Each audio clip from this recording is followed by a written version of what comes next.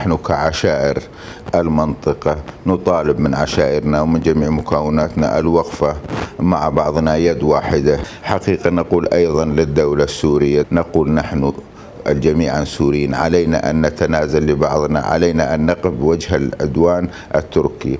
العدوان التركي حقيقة انتقاص علينا كسوريين وانتقاص على السيادة السورية حقيقة، ولا مفاوضات معهم. نحن نطالب الدولة السورية كعشائر بالوقوف بشكل جدي ضد كل الاحتلالات، ونحن وطرد كل القوى الموجودة، وسوريين نتحاور ونصل إلى نتائج أفضل من الوضع. بلادنا إن بقيت كذا وبقي الاختلاف فيبقى علينا أن الدمار أكبر من ذلك. فننصح عشائرنا وأبنائنا الذين في القوات العسكرية الاستمرار بعملهم ضد الاحتلال. وأيضا نقول للدولة السورية والإدارة الذاتية أيضا يجب أن يكون هناك اتفاق لنصل إلى بر الأمان. لا السلاح ولا حتى السياسة وصلتنا لبر الأمان، لم يبقى إلا اتفاق الشعبي السوري.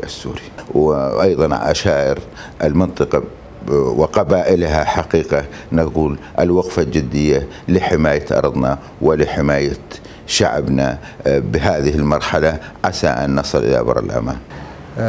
إن الهجمات التركية الأخيرة على مناطق شمال وشرق سوريا تعتبر حلقة جديدة في سلسلة الاعتداءات التركية المتواصلة على السيادة السورية، وهذه الاعتداءات تهدف إلى زعزعة الاستقرار والأمن في المنطقة وبذر بذور الفتنة بين مكونات سورية. وللأسف كان الموقف الدولي متخاذل، وشهدت المنطقة صمت دولي مطبق، مما هيأ الفرصة لمزيد من الاعتداءات من قبل تركيا.